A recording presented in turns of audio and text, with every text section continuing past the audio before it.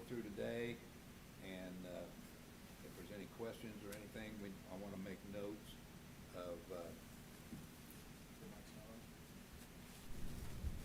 notes of, anything that we think we've left out, other than,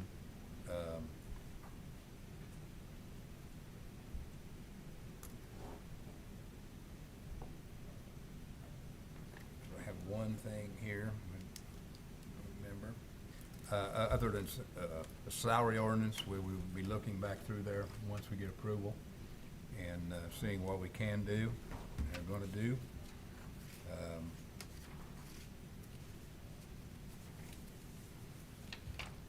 Okay, we'll take off from what we discussing there, Judy, on that. We were asking about that. The $10,000.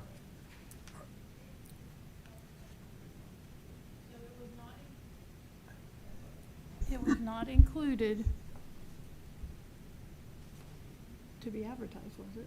No, because it never, where they were gonna take it, you just said no, we weren't gonna do it. They wanted to take $10,000 from somewhere, did not say where, and deposit it into process servers fund, which is the sheriff's sale, where they pay the process servers out of.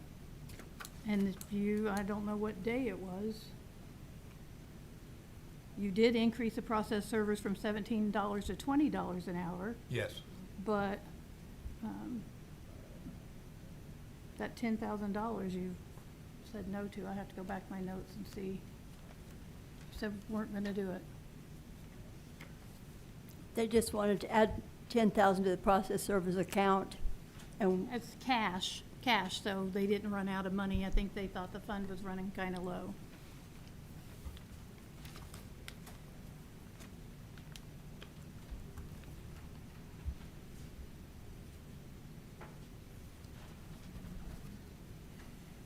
Brady, do you have when they did that?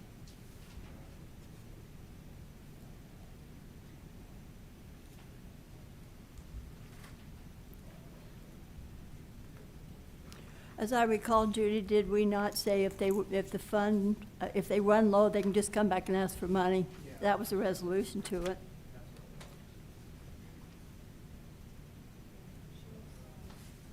Sounds reasonable. And that was for, Process servers fund. This is what we currently put in there, but there's no additional 10,000.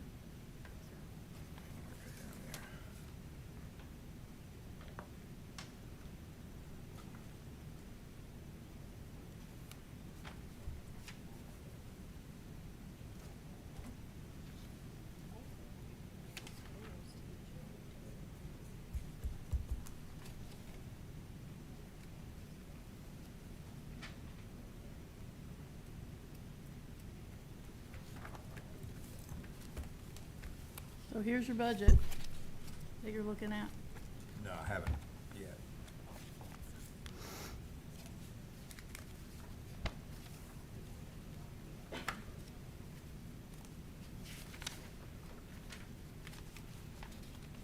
Oh, see, Brady, I don't know what day it was. Sometimes trying to remember your notes you took.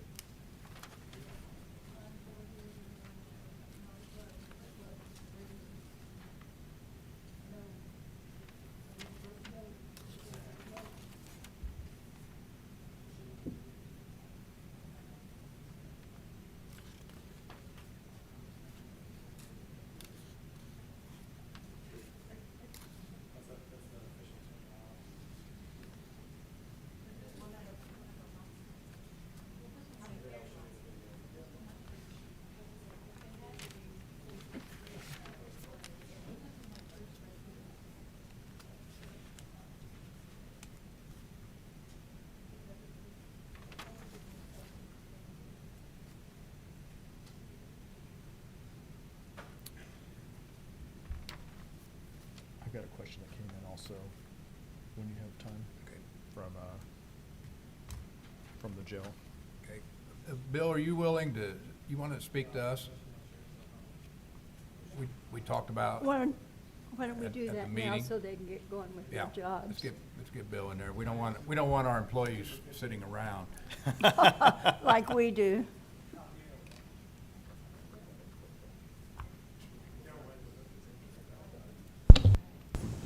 Bill Watson, Director of Court Services. I think one of the issues we talked about, I made you aware of the other day, was the juvenile center medical care coverage was an issue that came up near the end of the year and how that was going to be paid for and questions about the contract.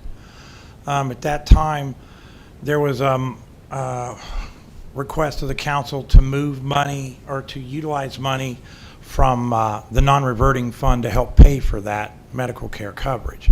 I think the cost on that was like $246,000, which we thought was kind of excessive, I think. To let you, Okay. okay, and to let you know that was actually paid out of the sheriff's budget. It had always been a part of the sheriff's medical budget coverage. But with becoming January 1, as most of you know, they're in the process of the juvenile center will go back under the day-to-day control of the circuit court judge, where statutorily it's always been under her control, but with an MOU through the sheriff, she let the sheriff operate the day-to-day of it. Judge Mulliken's decided that she wants that all to come back under the court and operate as all the other court offices and services do. It was kind of like in two different areas. So with doing that, her concern going forward was how was that medical coverage going to be paid for, because it had always been paid in the sheriff's budget, medical coverage, for as long as I know. But the sheriff doesn't want it in his budget anymore either.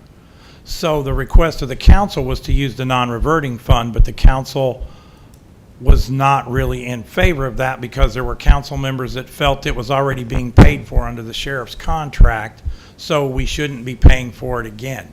I'm not sure whatever came from that or was resolved of that, other than the sheriff took that request off the agenda with the Juvenile Detention Center interim director because there was the belief that it probably was not going to pass approval because there was the feeling that it was already being paid for, so that had to be worked out somewhere.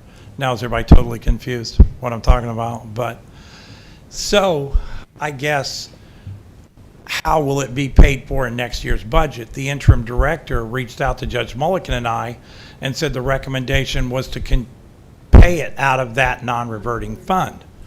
The problem with that non-reverting fund is it will not sustain that 190, 246, whatever it is. There will not be enough money to sustain that because that fund is also paying a position at the juvenile center that we've learned that's not under the salary ordinance. There's a full-time position and everything being paid out of that fund as well. So it can't sustain that position and it can't sustain the $200,000 medical contract. So before Judge Mulliken takes the juvenile center back, she's asked me as Director of Court Services to start looking at alternative ways or alternative means to reduce that medical cost. I have found a way to reduce that significantly and keep the same type of health care coverage and services they have in the juvenile center now. Well, let's hear it. We can hire an LPN nurse to do what is being done in there now by an RN and a nurse practitioner, family nurse practitioner, to oversee that nurse, who in turn, that covers those costs. We would pay them for whatever their salaries or costs would be. But the LPN nurse would also be cross-trained as a custody officer. By doing that, she's allowed to work within the center and provide programs, treatments, and services and oversee medication dispensing that she would not be able to do otherwise unless she always had a custody officer with her. So we would cross-train her in both jobs. And then she would be able to move freely through the center and do those things that she would have to have a custody officer do.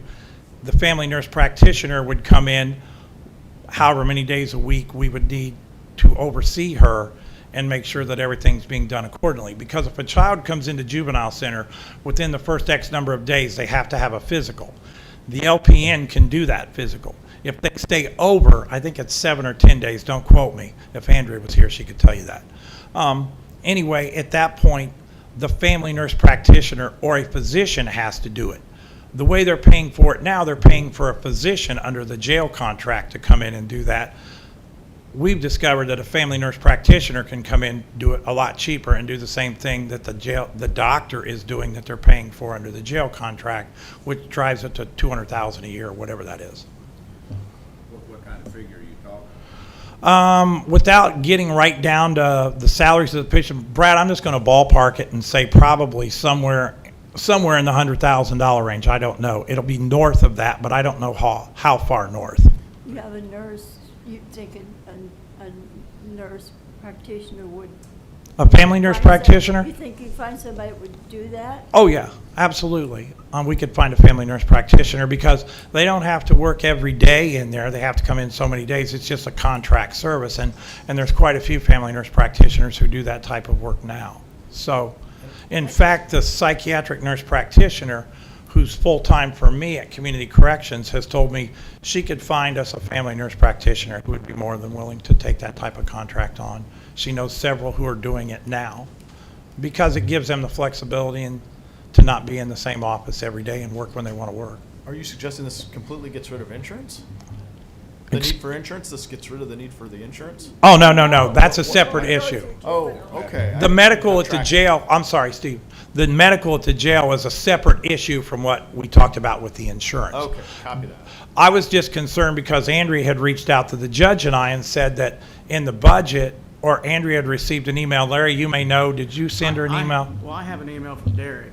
Okay. That says he is submitting a request for November council meeting to receive an appropriation of approximately $190,000. And I did talk to David, I think I talked to you about this also, to come in November, just because October was obviously Yes. too late to do that. I'm interested in what you're saying, obviously, and I think these folks are also, and the council would be also. The 246 figure, Larry, is what in the new jails contract, it would be for the same services the juvenile center has now, but that would be $246,000. Judge Mulliken and I both thought that was kind of high, and she asked me to look for some alternative ways to address that, and that's what I have, and I'm trying to nail that down. But going forward, we wanted to make sure everyone knew that fund cannot sustain paying for the medical services in the juvenile center and paying for a position that's in there. In fact, at some point, we'll have to address that with the council, bringing that position onto the payroll and under the salary ordinance, because that position is not even under the salary ordinance if we have to do that. Do you know what that position is? It's an administrative position for the was the executive director over there. But I think, I don't want to put anything in concrete, but I think from the judge and I looking at this, depending on how we move positions around, we could move someone into an open administrative spot and possibly eliminate that position out of that fund altogether and put them in another position that is vacant. But that's not finalized yet. We would not be able to do anything like that until Judge Mulliken assumes day-to-day control again of the juvenile center January 1. We're transitioning it back that way now. With the nurse project that you're suggesting, would that be an independent contractor or an employee? We would prefer it being, the LPN might be an employee, but we would prefer the nurse practitioner be an independent contractor because her salary would be higher, which in turn would drive up the benefits package for her. So that would be our hope, that it'd be an independent contractor for that. The LPN would be there like we have now with an RN, but of a lesser degree.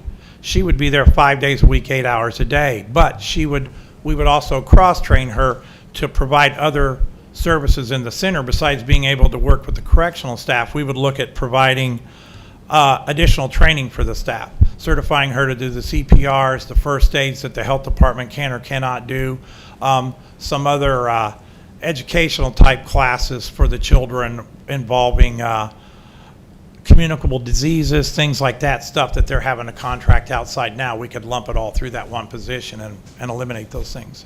Well, Bill, as we know, we only have 7 children in there, right? No, we've No. got That's group home. Group The home. juvenile center, as of this morning, we have 19, I believe, in there. Now, what we've done is most of those kids are local kids now, as opposed to before, a lot were out of county. So that's why that fund will dwindle, because we're not getting paid for those out-of-county kids we were bringing here anymore. But the concern with Judge Mulliken and the magistrate was we were not putting a lot of our local kids in there because we were filling the beds with out-of-county kids, which we were making money on, but we had no alternatives for our own local kids at that point. And some of the out-of-county kids were more violent than they were comfortable with having in there, so those kids have gone away too. So it is being utilized now more as our own local juvenile center. And there was nothing wrong with the way it was being done before. This is just a shift in the philosophy of it going back under the court system. I'm not saying that how they ran it before was wrong at all. It wasn't.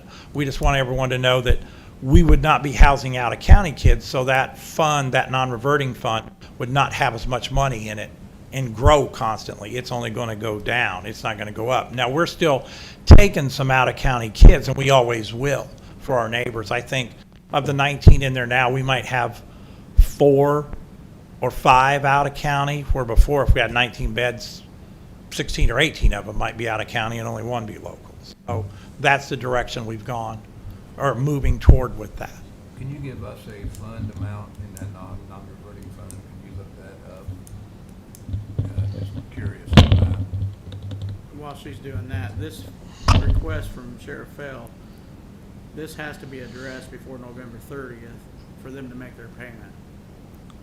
And he said when that was taken off the agenda, Larry's correct, when he told the judge and I, when that was being removed from the agenda, he said, I'll have to go back by the end of the year because under that new contract, he wouldn't have enough funds to cover it, is what he told us at that time, in the sheriff's budget. Yeah, it would have to come out of generals, wouldn't it? That's medical. I believe so, yes. Yes, I think it is, Brad. Jail medical cost for the year. Yes, 190. yes. 190. Because the council was not in favor of using that non-reverting fund to pay that medical contract. I don't think it can be, that's the reason. Okay. If I'm understanding correctly, Okay. unless there's something that I am not aware of. Okay, and I'm not positive on that either, Larry, because we're just kind of moving back to take that.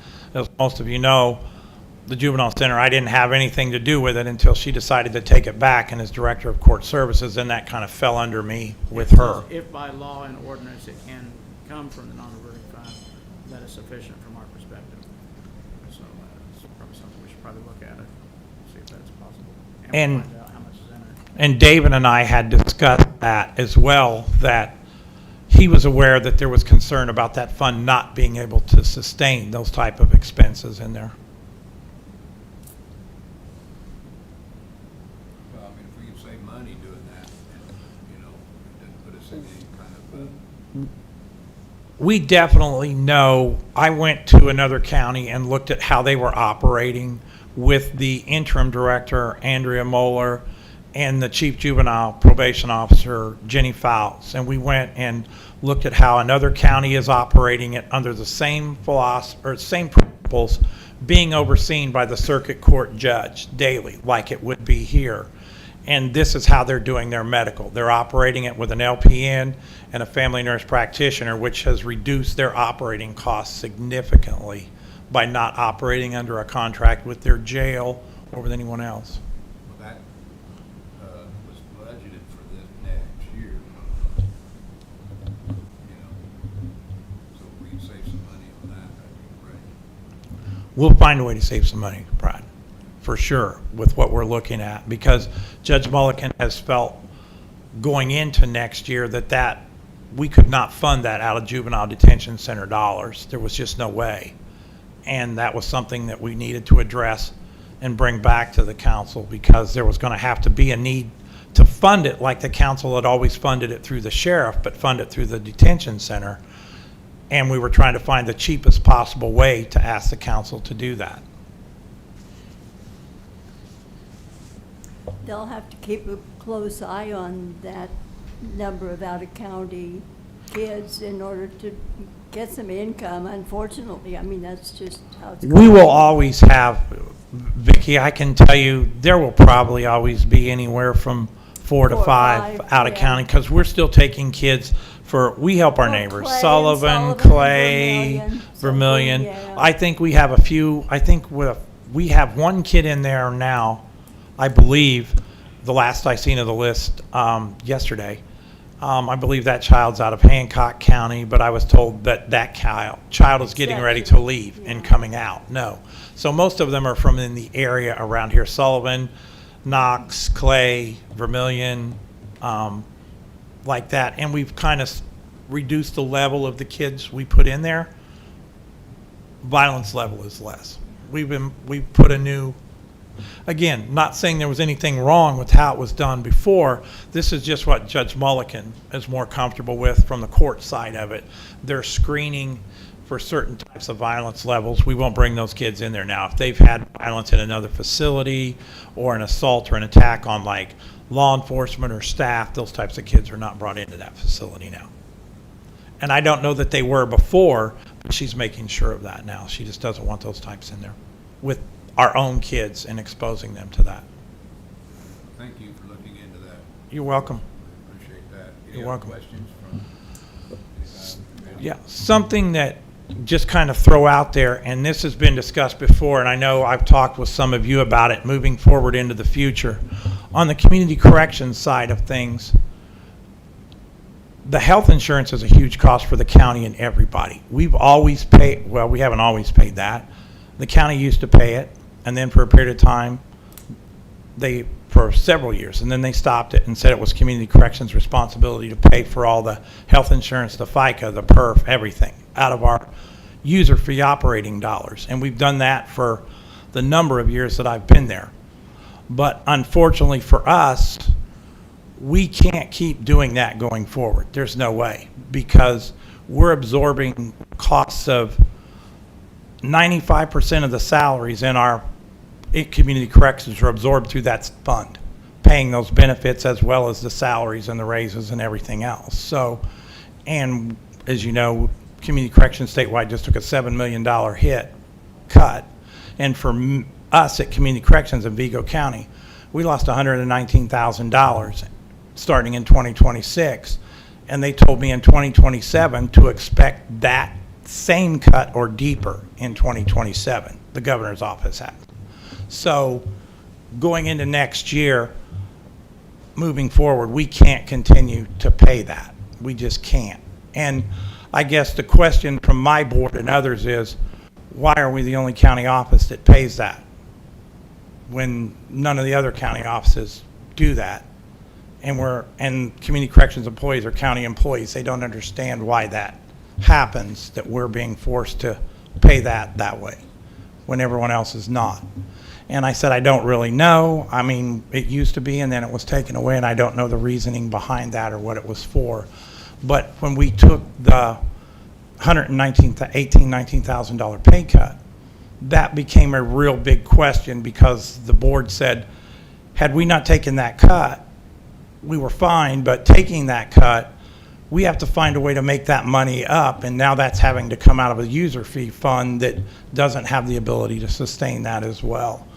It forced us to raise fees on our programs for defendants. We've not done that in 13 years, and we were one of the 5 lowest in the state.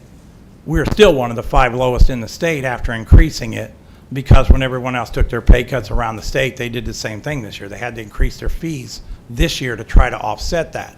But if we take another hit next year as deeply as we did this year, we can't raise those fees like that again. You're raising them on a population who already struggles I've to received a couple phone calls on people complaining about the fees. Yeah, fees going up. absolutely. And as I said, we're still, when you look at our neighboring counties around us, we're the largest county in the area, and we still charge less than Clay, Sullivan Park, Vermillion, Knox, Putnam.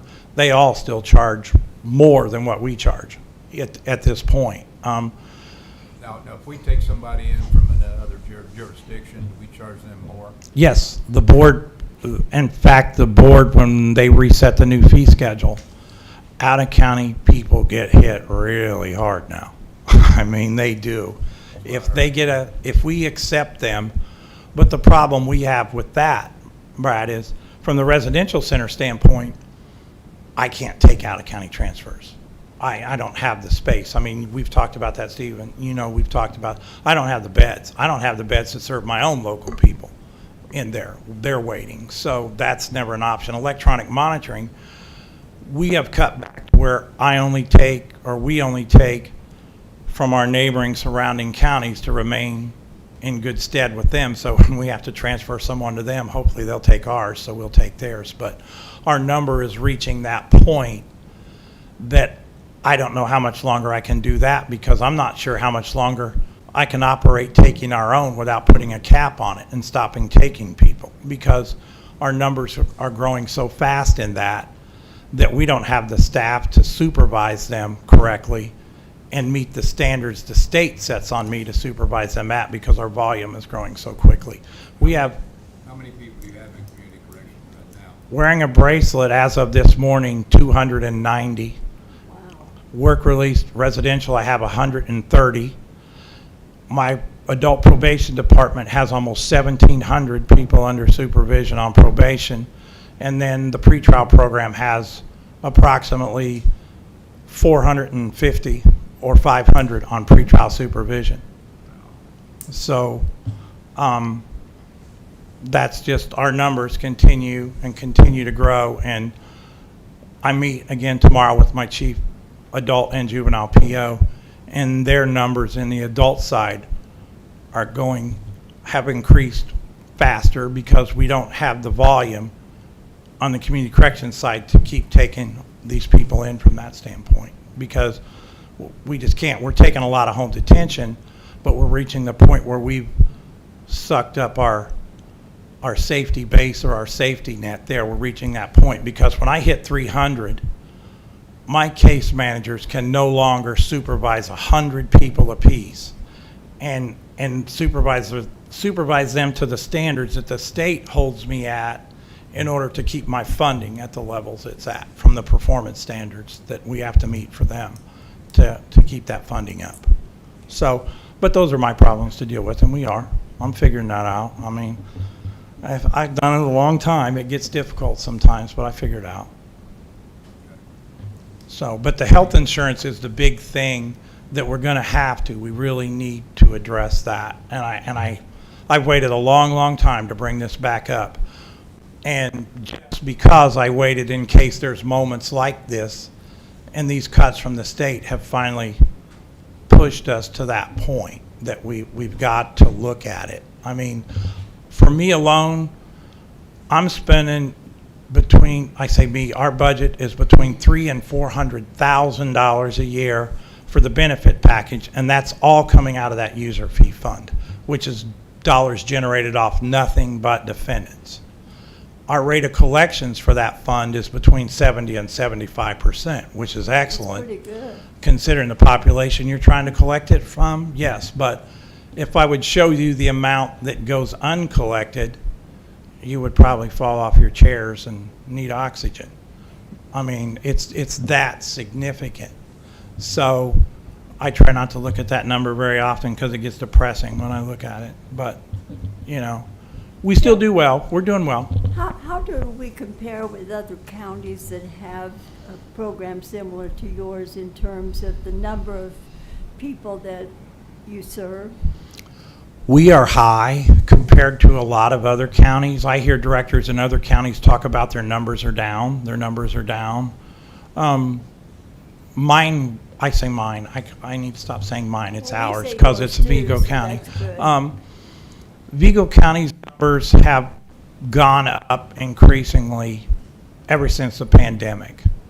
And once the pandemic was officially over, those numbers started going boom, boom, boom, boom, boom, boom, boom, up significantly. Let me ask you this question. Do you have excessive numbers because of the jail population? Oh, I think definitely that's a factor. We're taking as many of them as we can, as fast as we can, but it's a factor for sure. The jail overcrowding influences our numbers, no doubt about it.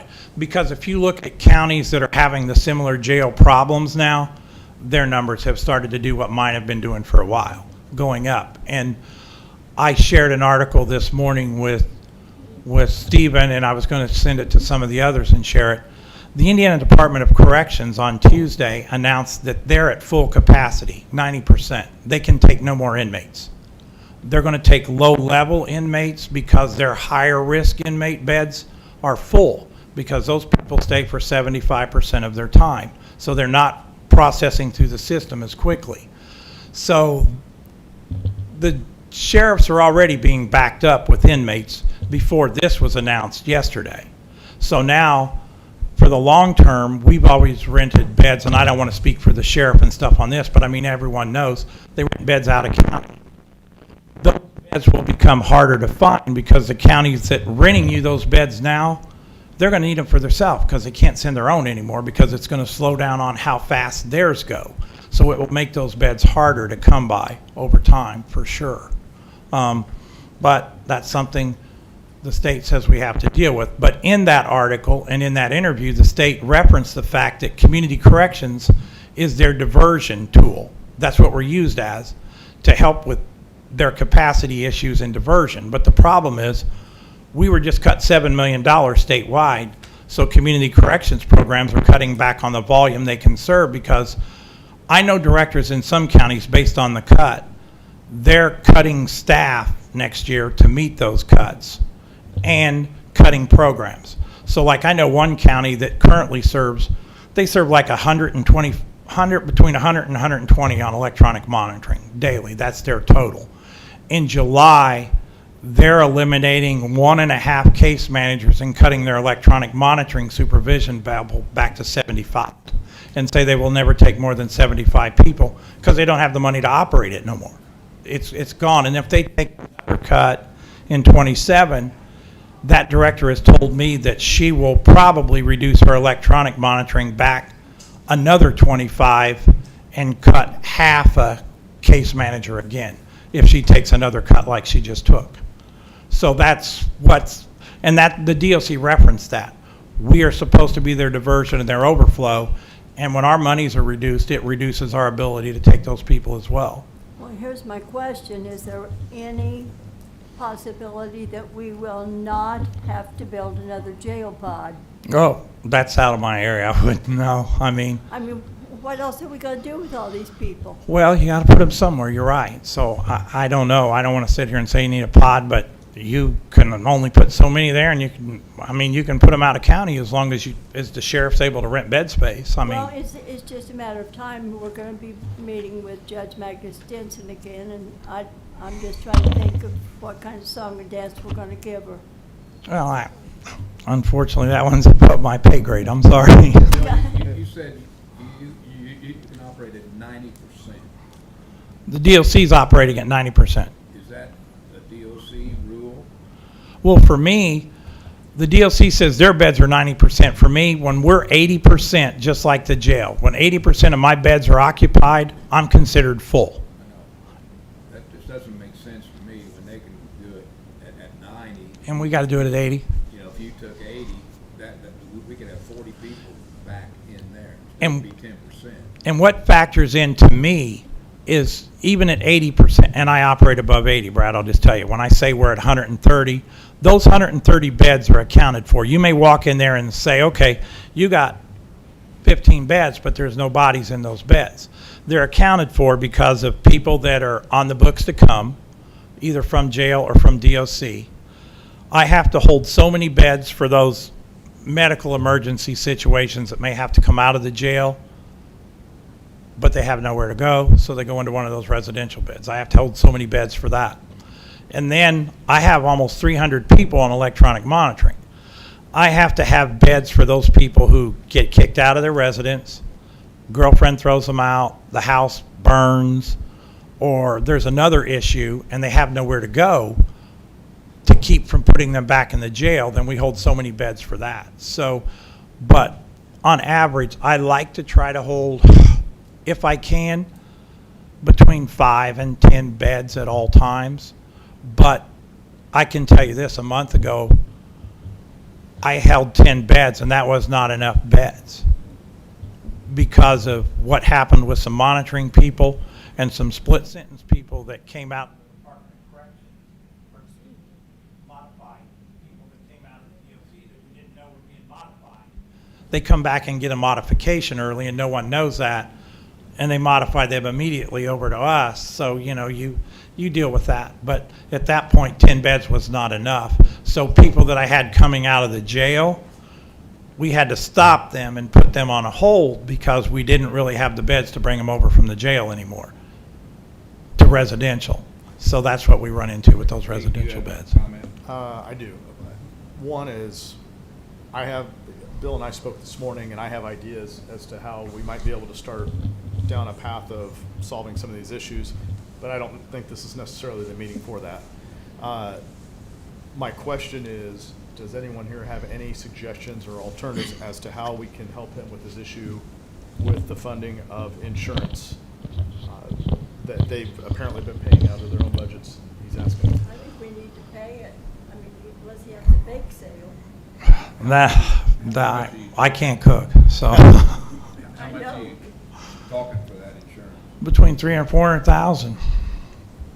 And I could get the exact figures from my financial person, but the last time she and I ran them, that's what it was, approximately 400,000. That's the insurance, the FICA, the PERP, all that. We pay all that. Judy, I don't know if you know exactly I know it's a lot off the top of the head. So, but I know that's ballparking it. Tracy and I've talked about it, and Tracy's pretty good. She's usually spot on with what I ask her about that kind of stuff. So I could get you those numbers, Brad. Probably get them tomorrow, actually.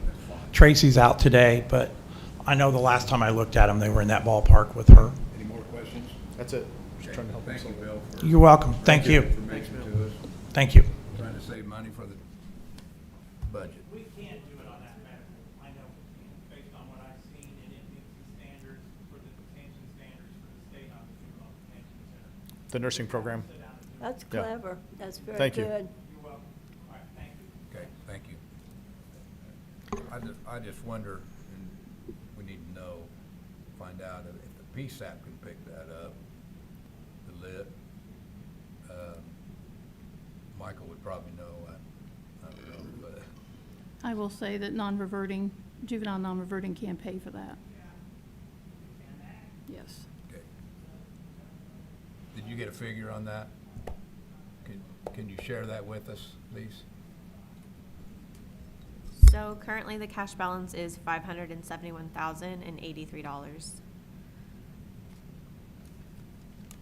And that is as of August 31st. August 31st? That's the last posted date.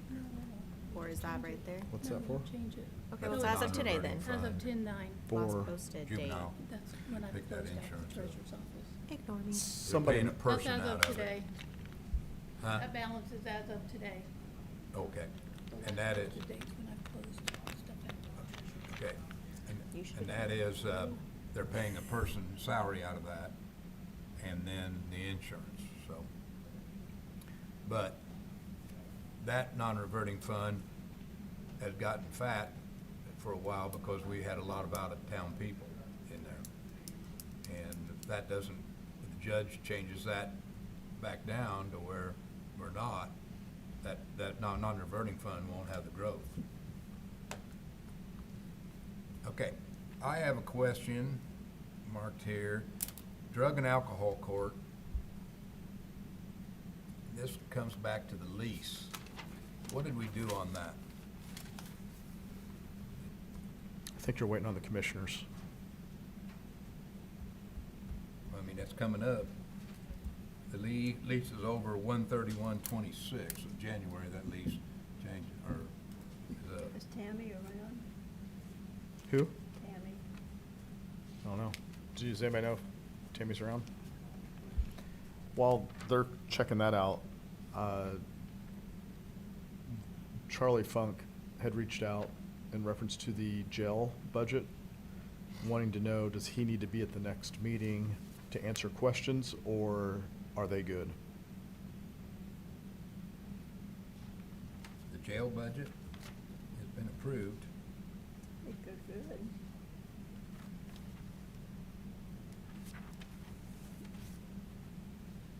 Judy, you got any questions for Charlie? Regarding drug court, you did appropriate $35,000 for their rent for next year, not knowing what, because Right. everything had to be in, so. Right. That's Right. where we 'Cause stand right there. I did not have it as approved. There was a question mark by there. So that's why I wanted to check on that.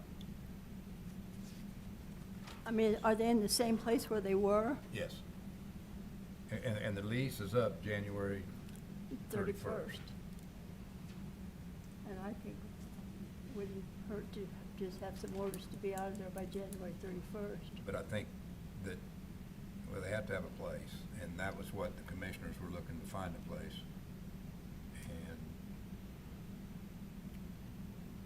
that was No. one of the questions, wasn't it, about putting them in the jail, in the court room? No, so I think they found some vacant space. I don't know where it's at, but they found some vacant space. At one point, they were looking, and that's why I recused myself from any of this.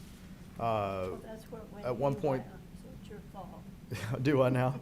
That's where it all went haywire when Yeah. you recused yourself. At one point, they were looking at a space that my brothers own downtown. Yeah. I stepped away from it. I think they were actually getting ready to lease that space, but then they also found some space that the county already owns, that if it could be vacated, they were gonna be able to use it for free and not have any expense associated. So I think they were checking to see if they could get that space. That is my understanding. I don't know if that's exactly correct.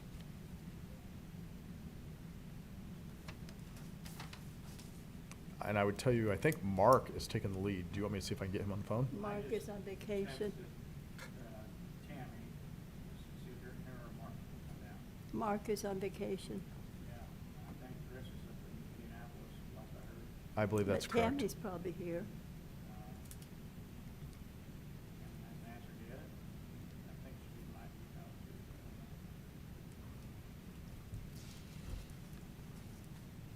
Squawk.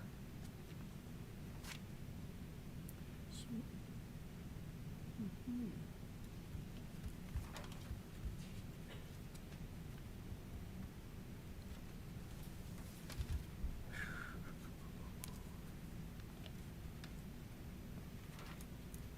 I could probably run down there faster than anything. Do you want me to walk down there real quick? I can go. Why don't you- I'm gonna call her. Oh. You have to have a key. The young guy's going. Fort Knox down there. Does it keep them in, not us out? You, ask answer a question to the council, budget committee, about the community correction. Well, the new space, not the prior one. Drug court. Drug court. I'm sorry, drug court.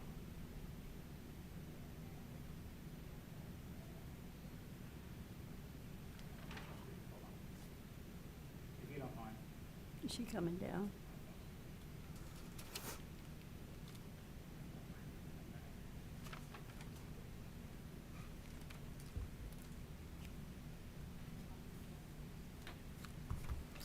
What else you got?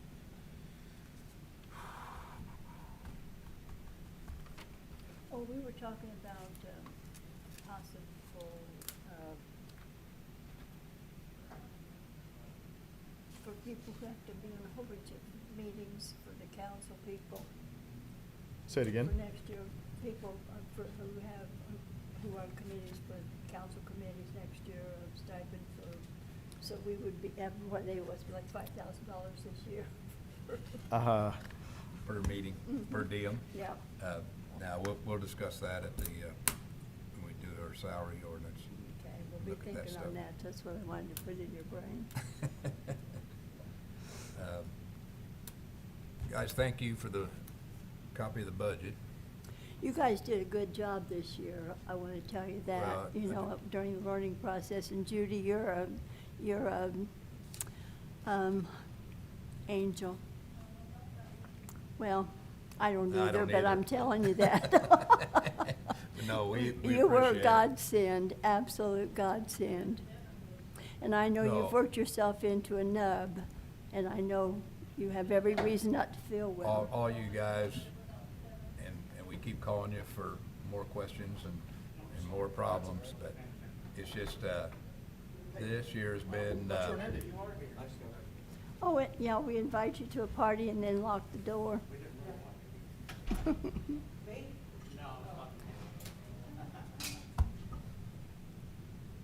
This one's simple. The rent on the drug court. We had a question on that because the lease runs out on the 31st of January. Yep. There's two leases. One of them's already ran out, so it just goes month by month, and the other one runs out January 31st, 2026. What we gonna I mean, do? there's two of them, For different spaces over there. but it's First- still the same building, right? Same building, yeah. Same lease. No, they're two different leases, but the same building for different Yeah. space. So, have you got an idea on that? I do, yeah. You ready? What we would like to do is potentially use opioid funds and/or come to you folks, hopefully next month, with a request to purchase this building right over here in the corner, HWC. They are relocating and permanently putting drug court in that building because it's so close to this location, public defenders, where the annex is. How much is that? I don't know yet. That's not a good answer. We're currently in the appraisal process. I think I just got the second appraisal back today because our law requires us that we can't pay more than the average of 2 appraisals. So I think it's gonna be in our ballpark, but I'll know more here maybe by the end of the day or Did tomorrow. they move to a new place? They're getting ready to. They're getting ready to, yeah. Who currently Here owns in the Terre Haute, no? Yeah. They're gonna stay. What'd you say, Steve? Who currently owns the property? HWC Engineering. It's Hannum, Waggle, and Klein. Yeah. Back, yeah. They're like design, architecture, They've been in business. wastewater, stuff like that. So I know at one point, they were looking over at USI, the building at Fifth and, where John Wright is at Fifth and Wabash. They were looking at moving over there, but I don't know where they decided to go. They're still there as of now. I think from our perspective is we don't want to be in the leasing Well, world in the anymore. meantime, I We mean, want to we're own. looking at January 31st. We've got to give a 60-day notice Yeah. to be out of there too. We should still be within that time Because frame. we've already budgeted an amount No, for the I think it lease, was listed for 5 years. but we didn't know where we were on that. So if they don't sign within 60 days, it automatically relists for 5 years?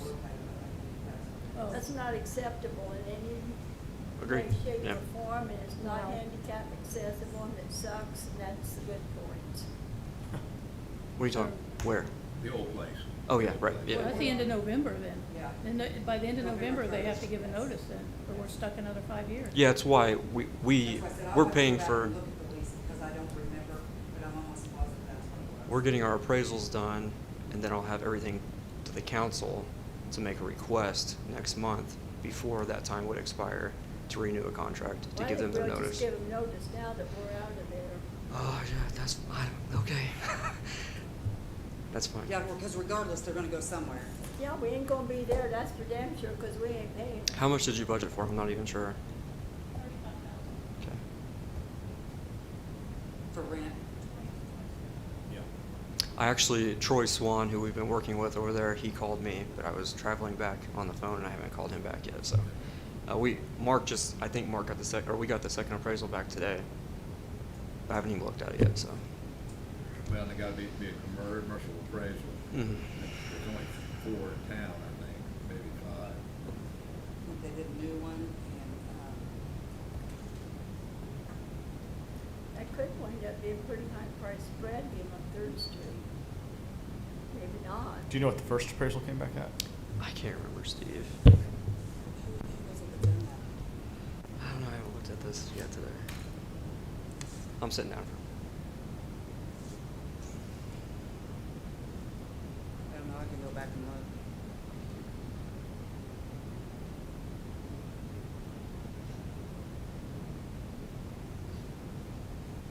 I think Larry Bonner was the other one, I think, that did that one. Larry.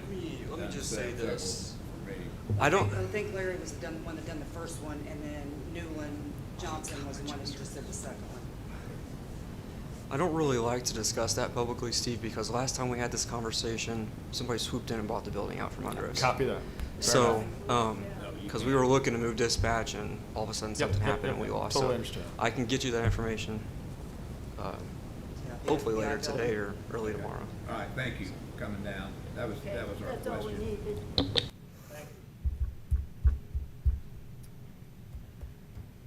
Let's see what else we got. Is that about it? That was You what I guys think had. of, Judy, can you think of anything else that we've not mutilated? You have a checklist? Okay.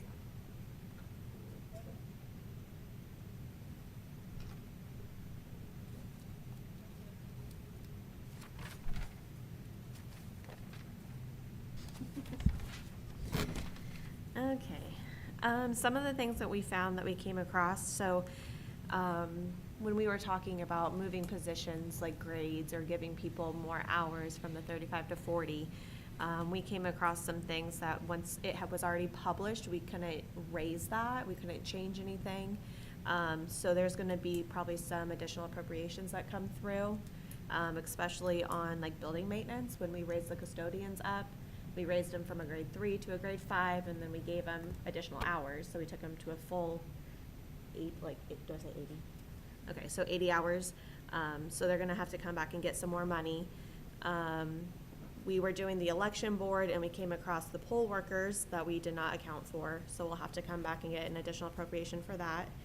And then the juvenile medical that you guys were just talking about, currently it's in the county general, but we took that, it's gonna stay in the county general for now, because that's where it was published. He's gonna have to come back and do an additional appropriation, so it'll go in the non-reverting, if that's where you guys want Which it. one was that? What you guys, the medical insurance? Okay. So I can't move it because that's where it was published Yeah. in county general, and if Got you it. guys wanna take it out and move it to a non-reverting fund, we have to do the right procedures for that. So, and it's the same for Judge Reddy as well, because that's currently, in the county general as well, and if she wants to use, or get the full 250, we would have to, Have to move the account. yeah, Got with it. the opioid, so. Because it wasn't advertised under the opioid dollars, it was a late decision. Mhm. So, gonna have to come back in February and, Well, Problem. And we'll just probably find more, re-advertise but, Yeah, because right now, we only did the 100,000 that you guys wanted. It was originally 250, we took it down to 100, but if we take it back up to the full 250, Just re-advertise it. I think, the Shelley Boyd, we'll talk Anything else? about. Just one thing, they had talked about moving, Shelley Boyd, she was in the non-reverting juvenile, they wanted to move her to county general. So currently, she's funded under the non-reverting fund, but they want to move her to the county general. who is that? Shelley over at Juvenile. juvenile center, Andrea. She's in that's the one we were just talking about, that Yep. being paid out of Take her out of non-reverting. non-reverting. Yep, they requested for her to be moved over, but it didn't get in before the advertisement, so it still is coming out of the non-reverting, which they're trying to cut down their cost in there since they're not getting all the revenue like they were. So they want to move Yeah, that but employee. we could let that ride. Well, yeah, but we thought that we should, Yeah. No, that's Mention why, it in case- that's why I Fine. wanted this meeting in today. case is someone to- questions you. Things that you guys have caught, and I know we're gonna find several, things we'll have to fix at the first of the year, but, right now with that non-reverting fund, if we go with the medical, then we're saving money, we'll be all right for a while. And, so, we can discuss that at a later time too. And, salaries, because that would have to go in the salary ordinance. That's all? Got Kevin here too. We have this all entered into Gateway, not published until it's adopted, but at least you only have 5 days to get it into Gateway once you adopt it. So we have it in and we can change anything that people want to change on the night of adoption or whatever, but we've already input it in Gateway. Okay. So to save on, because we go to conference, Does that take a while to do all that? we were here till 7:30 last night, and then Devin went home and worked some more. So we've been doing a lot of, yeah. It's obvious you've been working your Yeah. behindies off, for God's sakes.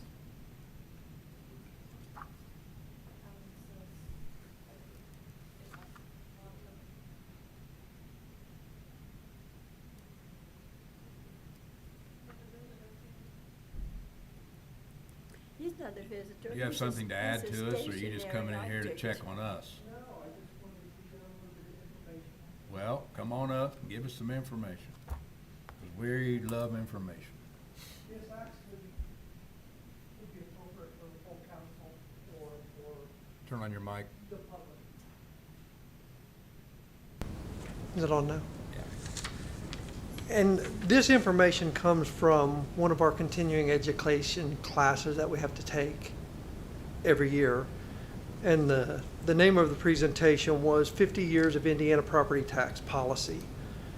This was a January 16, 2025 class. So because statistics are studies done of earlier information, most of these statistics come from information studied from 2020 to 2023. So just to give you an idea of the ballpark of where they were looking. And the reason I wanted to give this is because I know you guys hear this because I hear this when I'm going through appeals or when I'm out at a ball game and people jump me. Is that we pay too much taxes. We pay more than all of our neighboring counties, neighboring states. So here's the statistics. The median property tax paid by a homeowner with a mortgage in- And homestead. This doesn't look at deductions or anything. This Okay. is just looking at what the person will actually pay at the end of everything. Indiana, the average, or the median was $1,550. Illinois was $5,300. Kentucky was $1,600. Michigan was $2,900. Ohio, $2,800. And the US as a whole was $3,200. So we're the lowest. Wow. Median property tax as a percent of your income. So this is based on what you would make and then the taxes you would have to pay. Indiana's 1.7%. Illinois is 4.9. Kentucky 1.8. Michigan 3.1. Ohio 2.9. And the United States as a whole 3.0. So we're the lowest again. The tax percent as a percent of your home's value. Indiana, 0.69. Illinois, 2%. Kentucky, 0.76. Michigan, 1.22. Ohio, 1.27. The United States as a whole, 1.03. We're the lowest again out of the surrounding states. This next portion is your total property tax as a percent of your income. Indiana, now here we were only the second lowest. Indiana's 2.1%. Illinois 3.7. Kentucky 1.9. They were slightly lower than us. Michigan 2.9. Ohio 2.7. United States as a whole 2.9. So we're the second lowest property taxes based on your income. Which I think that's important because everyone wants to jump on the wagon saying, I'm going to go to another state or I'm going to go to, obviously another county makes no difference because we're all in the same state. We meet the same caps and all that. But when they say I'm going to move to another state because everything's lower, out of those 5, we're the lowest. What's Vigo County rank? This doesn't rate any county specific because these classes are for all 92 counties. So it is looking at just our state compared to other states. And then another quick thing, and this was based on history. So this will give you an idea of where Indiana used to be and with all the legislative changes that have made where we are now. In 1972, we were ranked number 11. So we were almost the top. Our property tax as a percentage of your income was 5.2. Illinois was 4.5. Kentucky 1.9. Michigan 4.7. Ohio 3.9, and the state as a whole 4.2. So we were way up there. But with all the changes that have taken effect, as you can see based on these numbers, we're the lowest out of the surrounding states. I just think that's important for people to understand. And then the last thing is, because there has been some stuff stated about farmers and what farmers pay. The farmer calculation is based on a 6-year average of price based on the yield and the cost data of the commodity.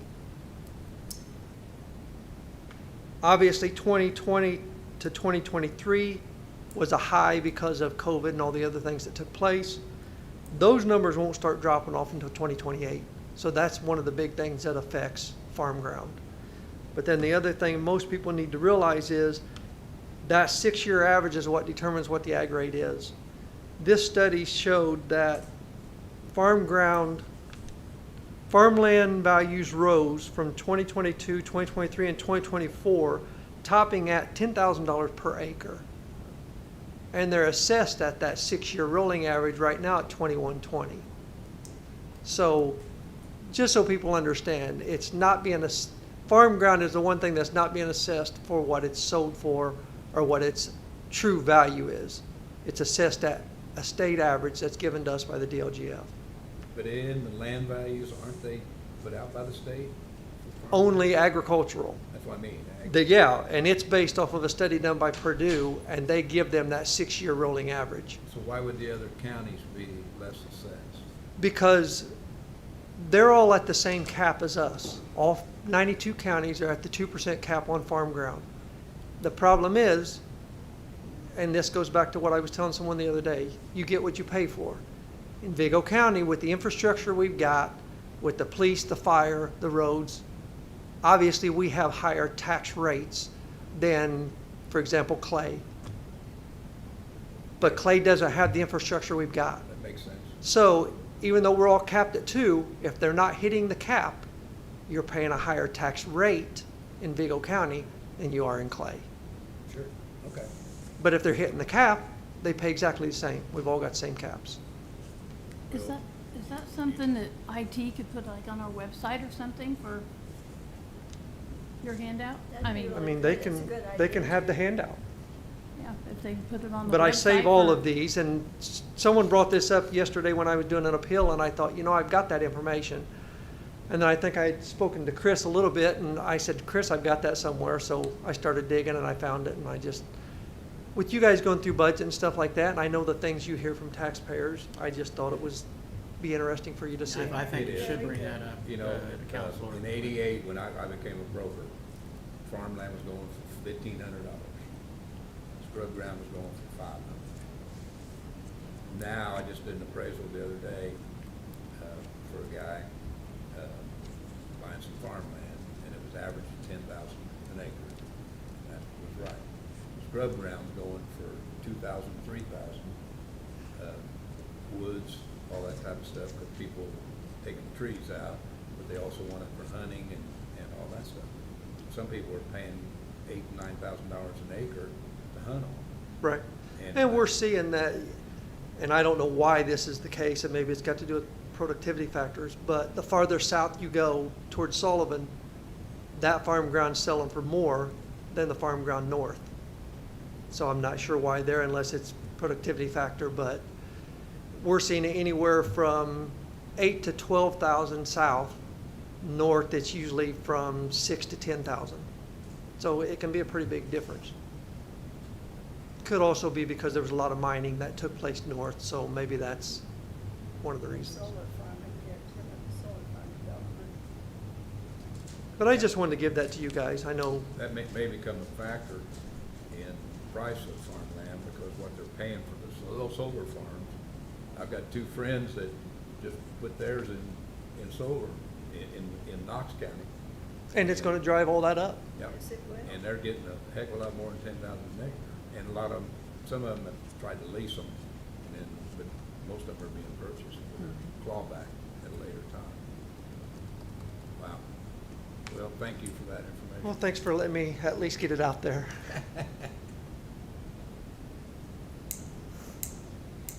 Anything else? Or we We got- should have bought farmland and Better than gold. Wish I would've.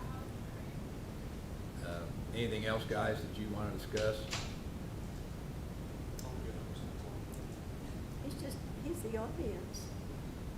So, okay. No, like you said, we'll find stuff that Right. doesn't drop in properly, or, you know, I'll hey, check in with you. first time for, As we go, because I know we're gonna find things that, but I guess what we're saying is, as the budget committee, we appreciate all you guys have done, because you kept us Oh, we're so informed, and so many changes and so many differences anymore.